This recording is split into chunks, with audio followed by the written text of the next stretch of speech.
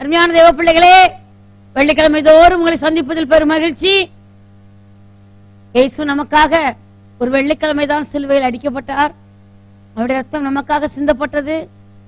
இந்த ரட்சிப்பு இயேசு கிறிஸ்துவின் ரத்தத்தினால் நாம் கழுவப்பட்டதனால் தான் நமக்கு கிடைக்கிறது. அதான் ரட்சிப்பின் ஆசீர்வாதம். ரட்சிப்பின் ஆசீர்வாதம். தேவ ஜனமே, நீ தேவனோடு கூட இணைக்கப்பட்டு அவர் ரத்தத்தினால் கழுவப்பட்டாதான் நீ ரட்சிக்கப்பட்டாய். ரட்சிக்கப்பட்ட உனக்கு வருகிற ஆசீர்வாதத்தில் ஒன்றுதான், உன்னை தாங்குவே, உன்னை தாங்குவே. பார்த்துட்டோம். தாங்கணும்னா கீழே விழும்போது தாங்கணும். தம் பலவீனத்துல கீழே விழுறோம், நெருக்கடியில கீழே விழுறோம், மேட்டி மேல கீழே விழுறோம்.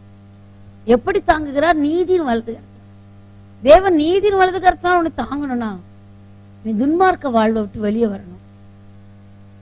இயேசுவை ஏற்றுக்கொள்ளும் முன்னாடி எத்தனை வாழ்க்கை இருந்தாலும் பரவாயில்ல. அதனால சொல்ல, நீ கிறிஸ்டியனா இருந்தாலும் கிறிஸ்தவ வீட்டுல பிறந்தாலும் ரட்சிப்பு விசுவாசம் உண்டாக உன் இருதயத்தில் நீ விசுவாசிக்கணும். அவர் அதான் ரட்சிப்பு வரும். ரட்சிக்கப்படுறவன் பழைய வாழ்க்கை மாறணும். பழைய வாழ்க்கை மாற நீ நீதிமானாக்கப்படணும். சிலர் இப்படிப்பட்டவங்களா இருந்தீங்க இதுக்கு முன்னாடி. இப்போ ஆண்டவரை ஏற்றுக்கொண்டீங்க, ரத்தத்தினால கழுவப்பட்டிருக்கீங்க, நாமத்தை ஏற்றுக்கொண்ட பிள்ளைகளா இருக்கீங்க, பரிசுத்தமாக்கப்பட்டிருக்கீங்க, நீதிமான்களாக்கப்பட்ட. நீதிமான்களுக்குத்தான் நீதியின் கரத்தினால் அவர் தாங்குவார். அப்ப தேவ பிள்ளைகளே, தேவன் நமக்கு செய்ய போகிற மிக முக்கியமான காரியம் பார்த்தோம். எப்படி நீதிமானாய் இருக்கும் பொழுது அந்த நீதியின் கரத்தினால் தாங்குவார். இரண்டாவது, நம்மை ஒரு பலப்படுத்து, நம்மளை தாங்குவார். பாருங்க, 2 கொரிந்தியர் 12:9 என் கிருபை உனக்கு போதும், பலவீனத்தில் என் பலன் பூர்ணமாய் விளங்கும் என்று சொல். பலப்படுத்தி, ஏசாயா 41:10 சொல்லப்பட்டிருக்கு, நான் உன்னை பலப்படுத்தி உனக்கு சகாயம் செய்வேன். தேவன் நம்மை பலப்படுத்தணும். முதலாவது நீதியின் வலது கரத்தினால் தாங்குகிறார். எப்படி தாங்குகிறார்? நீதியின் வலதுகிறார். நீதியின் வலதுகிறார் நீ நீதிமான் ஆகும் பொழுது. இரண்டாவது, உன்னை பலப்படுத்துகிறார். தேவ பிள்ளைகளே, என் கிருபை உனக்கு போதும். ஐயோ, எனக்கு முடியலையே, நான் என்ன செய்யறது? ஓடாத மனுஷங்கிட்ட உன்னை பலப்படுத்துகிற கிறிஸ்து, அவருடைய கிருபை உன்னை தாங்கும். ஆண்டவரே, நான் எங்க தவறி இருந்தாலும் என்னை ஒரு விஷயம் நினைவு கூறுங்கன்னு கேளு. உன்னை பலப்படுத்துகிற ஒருவர் வருவார். இந்த பலன் உன்னுடைய கிருபையினாலதான் கிடைக்கும். என் கிருபை உனக்கு. சில நேரத்தில் இந்த பலவீனத்திலே இருக்கனே, அவங்களதான் கேட்கிறாரு 12:8 என்னை விட்டு நீங்கும்படி நான் 3 தான் கர்த்தரிடத்தில் வேண்டிக் கொண்டேன், அது போகல. இவ்வளவு ஜெபிக்கிறேங்க, இன்னும் போக மாட்டேங்குதுங்க இந்த பலவீனம். அன்று சொல்றார், என் கிருபை உனக்கு போதும், உன் பலவீனத்தில் என் பலன் பூர்ணமாய் விளங்கும். கிருபையினால் அவர் நம்மளை தாங்குது. எப்படி? இந்த கிருபை தாங்கும் போது பிரச்சனைகள் இருக்கும், நான் கர்த்தர் கூட இருப்பார். இந்த கிருபை உன்னை அதிக பாரப்படாதபடி பார்த்துக்கொள்ள. அநேக தரம் நான் நிந்திக்கப்படுறதுக்கு, நான் சொல்லாதது சொன்னேன் பாங்க, ஜனம் என்ன ரொம்ப நெருக்கம் கொடுக்கும், என்ன ரொம்ப உபத்திரப்படுத்துவாங்க. இது எனக்கு ஏற்பட்ட ஒரு பெரிய காரியம். அதான் ஆண்டு சொல்வார், என் கிருபை உனக்கு போதுமா. உன்னை நிந்திக்கல, உன் கூட இருக்கிற என்ன நிந்திக்கிறாங்க, என்ன நிந்திக்கிறாங்க. பச்சை மரமாகிய எனக்கு இந்த பாடு, நான் பட்ட மரமாகிய உங்களுக்கு. பரம தகப்பன் இயேசு என்ற பேரில் இறங்கி வந்தார். அவளையோ அவரையே பிசாசுகளுக்கு தலைவன் சொன்னாங்க. பரம பிதா அவர் தான். ஆனா வேத பாரகர் பரிசேயர் என்ன சொன்னாங்க? இவர் பெயர் சபூலின் தலைவன். இல்லாததை தான் சொல்லும் தேவ பிள்ளையே, இல்லாததை தான் சொல்லும் இந்த உலகம். அப்ப ஆண்டவர் இன்றைக்கு கேட்கிறார், உன்னையும் என்னையும் உருவாக்குற தேவன் பலப்படுத்தி அவர் நம்மளை தாங்குவார். போராட்டம், பிரச்சனை, கஷ்டம், பாடு இருக்கும், என் கிருபை உன்னோடு கூட இருக்கும். தைரியம் கொள். மூன்றாவது சகாயம் பண்ணுவேங்கிறார். என்ன சகாயம் பண்ணுவாருங்க? சின்ன காரியமோ பெரிய காரியமோ, சகாயம் என்பது கிடைப்பதற்கரிய ஒரு உதவி. சகாயத்தை உனக்கு செய்வேன் என்று சொல்ல, எதிர்பாராத விதத்திலே கர்த்தர் உதவி செய்வார். தேவன் மீது அதுக்கு நீ என்ன செய்யணும்? வாஞ்சையா இருக்க. வாஞ்சை. தேவ பிள்ளைகளே, அந்த வாஞ்சை நமக்கு வேணும். நம் ஆத்துமா தேவன் மீது வாஞ்சையா இருக்கணும். நம்முடைய ஆவி அவர் மீது பற்றுதலா இருக்கணும். நம் சரீரம் கீழ்ப்படியணும். அப்பொழுது அந்த சகாயம் கிடைக்கும், உதவி கிடைக்கும்.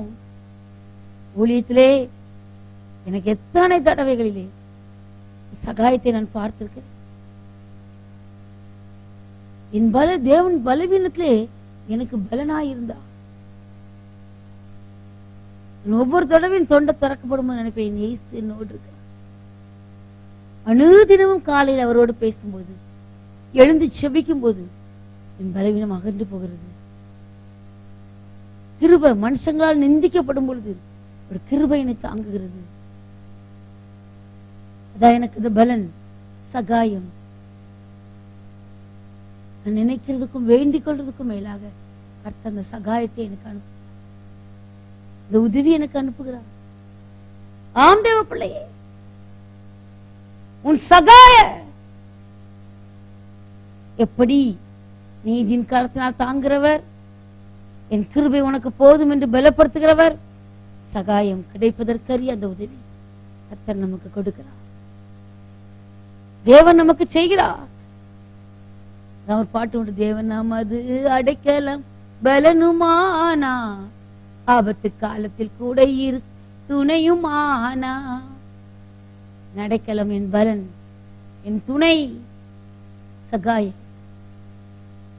சகாயர் தேவ பிள்ளையே, உனக்கு என்ன நேரத்தாலும் இந்த சகாயர். நான் வருஷவகத்துல குடியிருந்தேன். மழை பெஞ்சா, அப்ப மழை பெஞ்சி ஒரு மணி நேரம் 2 மணி நேரம் தானா தெருலாம் ஃபுல் தண்ணி நிற்கும். நமக்கு சகாயர் நம்ம கூட இருக்கிறார். நான் மீட்டிங் முடிச்சு கடைசி நைட்டு கடைசி பஸ்ல வந்து இறங்குவேன். ஏதாவது ஒரு சைக்கிள் ரிக்ஷால போய் இறங்கிடுவேன். ஆனால் மழைன்னா சைக்கிள் ரிக்ஷா வரமாட்டான், ஆட்டோ வரமாட்டான்.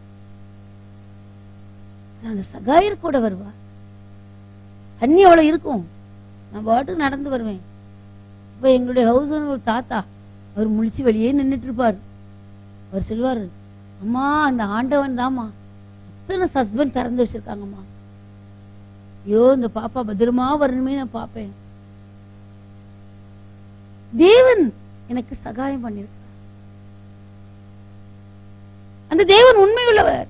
ஒரு தடவை நான் அப்படியே நடந்து வந்துட்டு இருக்கேன் தண்ணியில, அந்த பக்கம் இந்த பக்கம் ஒரு சைக்கிள் வருது. திடீர்னு அந்த சைக்கிள்காரர் கீழே விழுந்து அப்படி கை கால உதைக்கிறார். ஒரு கரண்ட் வயர்ல மாட்டிருக்கல, கரெக்டா சைக்கிள் மாட்டிருச்சு. யோசித்து பாருங்க, சைக்கிள் அந்த பக்கம் வந்ததுனால தான் அந்த பக்கம் தாண்டி வந்தேன். என் தேவன் எவ்வளவு அழகா என்னை காப்பாற்றுகிறார், தாங்குகிறார். அதுபடி உன்னையும் தாங்குவா, உனக்கும் ஒரு உதவி செய்வா. தேவ கரத்தில் உங்களை விட்டு பரிசுத்தமுள்ள தேவன் சகாயம் உனக்கு பண்ணுகிறார். இப்பொழுது தேவ பிள்ளைகளே, எப்பொழுது பார்த்தோம் எப்படி தாங்குவார்னு பார்த்தோம். நீதின் வலது கரத்தினால் கிருபை கொடுத்து பலப்படுத்தி கிடைப்பதற்கரிய உதவியை உன்னால முடியாதுன்னு நினைக்காத ஒரு காரியத்தை உனக்கு சகாயம் பண்ணி உன்னை தாங்குவார். இப்ப எப்பொழுது அவர் தாங்குவார்? தேவ பிள்ளைகளே, அழகாக சொல்லப்பட்டிருக்கிறது எரேமியா 10:23. கர்த்தாவே, மனுஷனுடைய வழி அவனாலே ஆகிறது அல்லவென்றும் தன் நடைகளை நடத்துவது நடக்கிறவனாலே ஆகிறது என்றும் அறிவே. ஒரு மனிதனுடைய வழி அவனால ஆகிறது. என் வழி எனக்கு தெரியும், சொல்ல முடியாதுங்க. அப்பொழுது அப்போ சொல்ல ஒரு மனுஷன் சொன்ன ஒப்பு கொடுக்கணும். என் வழி என்னால ஆகிறது இல்லை. என் நடைகளை நடத்துகிறது என் தேவனாலதான். என் பிள்ளையா இருக்கட்டும், என் புருஷனா இருக்கட்டும், மனைவியா இருக்கட்டும், என் குடும்பமா இருக்கட்டும், என் வேலையா இருக்கட்டும், அது என்னால ஆகிறது இல்லை. என் வழியை நடத்துகிற என் தேவனாலதான், என் தேவனாலதான். நம்ம சொல்லுவோமா? அப்படி எவன் ஒருவன் எவ்வளவு ஒருத்தி சொல்லுகிறாளோ, எந்த மனிதன் சொல்லுகிறானோ அவன் இந்த நீதியின் வலது கரத்தினால் தாங்குகிற தேவனுடைய அந்த தாங்குதலை பெற்றுக்கொள்வார். அப்பொழுது அவர் உன்னை தாங்குவார். எப்பொழுது? என்னுடைய வழி என்னால் ஆகிறதல்ல, என் நடை என்னால் ஆகிறதல்ல. நான் கரெக்டா இருக்கேன், நான் என் பிள்ளை சரியா வளர்க்கேன், நான் நல்லா படிச்சேன், நான் நல்லா வேலை பார்க்கிறேன், என் திறமை அப்படி நீ சொல்லிட்டு இருந்தேன்னா கீழே டமால் விழுந்துருவ. உன் வழி ஒன்னால ஆகிறது அல்ல என்று நீ சொல்லும் பொழுது தேவன் உன்னை தாங்குவார். இரண்டாவதாக பாருங்கள், ஆண்டவர் சொல்றாரு அறிக்கை பண்ணணும். எரேமியா 10:24 கர்த்தாவே என்னை தண்டியும், ஆனாலும் நான் அவமாய் போகாதபடிக்கு உடைய கோபத்தினால எல்லாம் மட்டாய் தண்டியும். பாவத்தை சொல்லணும், தப்பு பண்ணிட்டேன், என்ன மன்னியும். கர்த்தரை தேடாமல் போறது பாவம், நியாய பிரமாணத்தை மீறுவது பாவம், தீய நோக்கம் பாவம். உன்னை அறிக்கை பண்ணு, உன்னை அறிக்கை பண்ணு. உன் தேவன் உனக்கு உதவி செய்ய வல்லவராயிருக்கிறார். அவர் கடந்து வருவா, உன்னை விட்டு விலக மாட்டா. அப்போ நீ அறிக்கை பண்ணும் பொழுது முதலாவது என் வழி என்னால் ஆகல ஆண்டவரே, என்னை தண்டிங்க, என் பாவத்துக்கு ஏற்றபடி என்னை தண்டிங்க, மட்டாய் தண்டிங்கய்யா நீ சொல்லு. அப்பொழுது உன்னை தாங்கும்படி அவருடைய கிருபை நீதியின் வலதுகரம் இறங்கி வரும், உன்னை பலப்படுத்துவார், உனக்கு சகாயம் செய்யும். கர்த்தர் உனக்கு உதவி செய்ய வல்ல. அதனால தேவ பிள்ளைகளே, நாம் தேவ சமூகத்தில் நம்மை தாழ்த்துவது மிகவும் அவசியமான ஒன்று. ஒப்பு கொடுப்போமா? ஒப்பு கொடுப்போமா? இரண்டாவது சங்கீதம் 127:1 கர்த்தர் வீட்டை கட்டாராக இந்த கட்டுகளுடைய பிரயாசம் விருதா. விருதா. உன் வீட்டை கர்த்தர் கட்டணும். எனக்கு பணம் இருக்கலாம், லட்சங்கள் வச்சிருக்கலாம், கோடிகள் வச்சிருக்கலாம், பெரிய இடம் வச்சிருக்கலாம். அந்த தேவன் என் பிரயாசம் விருதா என்று நீ நினைக்கும் பொழுது அங்கே கர்த்தர் வருவார். அப்பொழுது அவர் உன்னை தாங்குவார், தாங்குவார். அதனால்தான் நீதிமொழி 21:31 சொல்லப்பட்டிருக்கு, குதிரை இத்தனை நாளுக்கு ஆயத்தமாக்கப்படும், ஜெயமோ கர்த்தரால் வரும். படிக்கிற பிள்ளையே, உன் பிரயாசம் விருதா, நீ படி, ஜெயத்தை கொடுக்கிறவர் கர்த்தர். என்னதான் நீ பிரயாசப்பட்டாலும் தேவன் தான் ஜெயம் தர முடியும். நம்முடைய வீடு, படிப்பு, வேலை இதெல்லாம் தேவன் நமக்கு தரும் பலன், கிருபை. அவர் தான் நம்மளை ஆசீர்வதிக்க முடியும். அதனால ஆண்டவரே என்னை உம்முடைய கரத்துல ஒப்பு கொடுக்கிறேன்னு சொல்லுவோமா? தேவன் உன் அடைக்கலமே, ஒரு பொல்லாப்பு முனை சேருமோ, ஒரு வாதையுமோ கூடாரத்தையே அணுகாமலை காத்திடுவா, ஒரு வாதையும் கூடாரத்தையே அணுகாமலை காத்திடுவா, அவர் சேட்டையின் கீழ் அடைக்கலம் புகவே தம் சிறகுகளால் மூடுவா, அவர் சேட்டையின் கீழ் அடைக்கலம் புகவே தம் சிறகுகளால் மூடுவா. தேவன் உன்னை தாங்கணும். தேவ பிள்ளையே, அவர் உனக்கு சகாயம் செய்யணும், உன்னை பலப்படுத்தி அவர் உனக்கு சகாயம் செய்யணும். இந்த பலன் என் கிருபை உனக்கு போதும் என்று சொல்லுவார். சகாயம், ஐயோ நான் பாவம் பண்ணி தேவனை விட்டு தூரம் போயிட்டேன், ஐயோ எனக்கு உதவி செய்ய யாரும் இல்லை இந்த இக்கட்டான வேளையிலே, சகாயர் வருவா. நீ பலப்படுத்தி சகாயம் பண்ணுகிறவர் உன் அருகே இருக்க வேண்டும். எப்பொழுது என் வழி என்னால் ஆகாத ஆண்டவரே, என் பிள்ளை எனக்கு நடத்த தெரியாது, ஒப்புக்கொடு.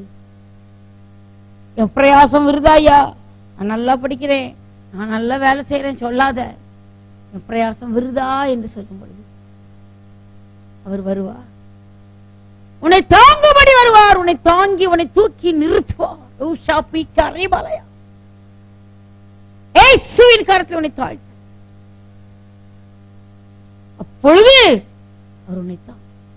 இயேசுவின் நாமத்தில் ஜெபிக்கிற ஒவ்வொருவரையும் ஆசீர்வதியும் நல்ல பிதா. ஆமென்.